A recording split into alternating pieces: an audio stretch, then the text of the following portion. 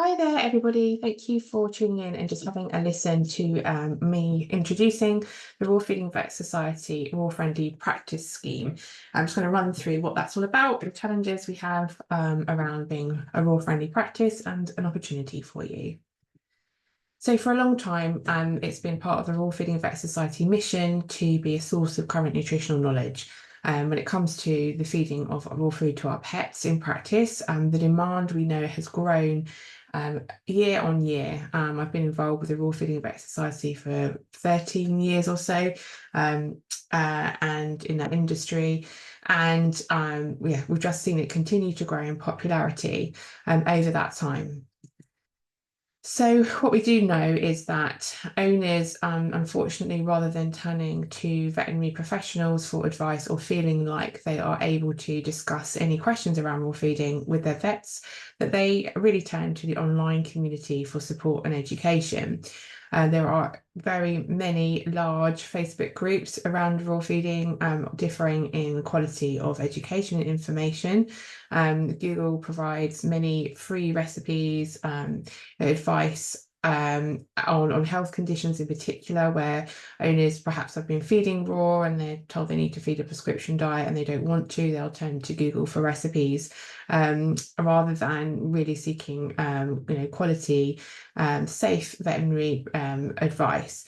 So really kind of part of the drive of this scheme is that we need to be seen to be opening a conversation with owners. So as a practice, I feel it's kind of duty really of care to ensure that animals are fed a nutritionally adequate, balanced and safe diet. And whether we like it or not, the raw food kind of movement is here to stay and is very much client driven. So it feels to me like really our duty of care to be able to engage in conversation with our clients.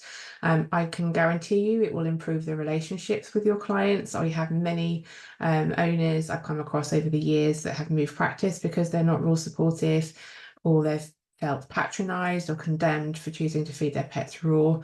And we need to be able to provide them support in those moments, and to be able to engage in at least a conversation that doesn't leave them leaving practice feeling like they don't want to be there, or it was a negative impact on them.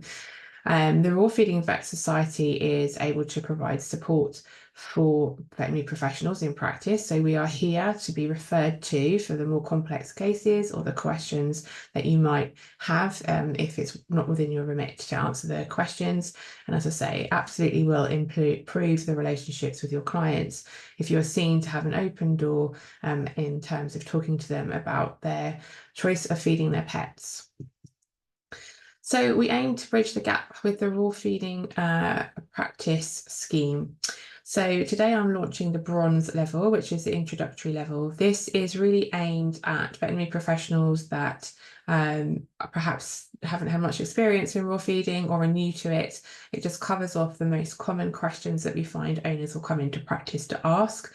The scheme is set up to be with a logo that you're able to display either on your website or in practice, so your clients can come in and know that there is somebody within the practice that they are able to have a consultation or conversation with regarding raw food. So we're going to give a standard of education. There is, as I say, the questions are simple. These are all kind of topics that you will get on a day-to-day basis that you should be able to answer and engage with our owners with. And as I say, it will also help us to build a relationship with the Raw Feeding Vet Society and those veterinary professionals in conventional practice. So we are here to support you. So to gain your bronze status as a practice, a member of staff will need to complete the basic nutrition course, which I'll run through in a moment. It's available on our online platform, which is on the Raw Feeding Vet Society website, so rfvs.info website. And you complete the 3 modules on the basic nutrition course, and then you produce some case studies. So we need you to just demonstrate that you have a level of competency in discussing the common raw feeding questions with your clients. That's then submitted for review, and you will receive your logo and accreditation status. This is what you'll see when you join up. So you'll have access to the basic nutrition course with modules 1, 2, and 3. You simply click on the module to find your document with your learning outcomes and your information. You read through that, and as I say, produce the case studies in the end once you've read through all of the 3 modules. We covered the kind of most common question topics. So the first module focuses on the practicalities of raw feeding. So this includes common questions such as, my dog doesn't drink as much more now he's on raw and not on kibble. Should I feed bones in a multi-dog's household? My dog's feces has changed. You know, all those kind of common questions around storage, handling, and the differences that you'll see, and the different kind of approaches we need to take when raw feeding. The second module focuses on safety. So we're trying to use the facts here in terms of making sure that we are being sensible in our handling of raw food, and why it's important to freeze the food, how to defrost the food, and how to handle and serve the food safely. And the third module concentrates on nutritional adequacy. So ensuring that your clients are feeding a nutritionally balanced diet. Just because somebody says they are feeding a raw diet doesn't mean that it's containing all the vitamins and minerals that that dog might need for that particular life stage. So, as I say, when it comes to assessment to reach your accreditation, you'll have 3 case studies to return to us. The guided word count of around 800 words. And within each case study, I'll be looking for these 5 points to be covered. We want to see that you're able to discuss, recognise and understand the changes that you might expect to see when your dog's on a raw diet. Discussing feeding guidelines. This is a really interesting one because if you're from conventional practice, you'll be used to working out how much food to feed per day on a calorie basis. Well, raw feeders actually do that on a percentage of body weight basis. So you need to just be able to demonstrate that you understand what your client is saying if they're suggesting they might feed 2% of the diet, for example. Different ways to transition, and whether that transition has been appropriate depending on the dog and where you're starting from. Sourcing the raw food, how hygienic practice is in that particular household. Maybe you have an immune compromised owner, and talking around being sensible in those situations, and being able to ask simple questions to ensure that the diet is containing everything that the dog needs to be balanced and complete. We'll also be running a bi-monthly Zoom Q&As. We might increase that to monthly if the demand is there for support. So this will be an hour Zoom call where students and accredited practices can join to discuss cases, to answer any questions from the course, and just a general kind of support for you throughout that period. You'll also gain access to the membership area on the RFVS platform. So from the website where you log into where your course is, there's also access to the forum on there where you'll join peers who are discussing cases and sharing research as it comes through. You have 1 year to complete the course. So from the time that you purchase the course, which is plenty of time, hopefully within a busy practice life, to read through and gain your understanding.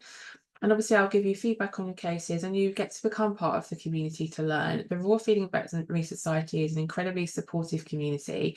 We are all here to learn from each other and to support us in our understanding of how we need to safely feed our pets raw food. Once you have passed the 3 case studies, you'll receive any certificate for the individual student that has gained that qualification. You will have an RFVS logo as below, which you can use, as I say, maybe in practice on a notice board or on your website. And hopefully then you will attract new clients and also be able to start a conversation with confidence and refer to your member of staff within the practice that is under the scheme.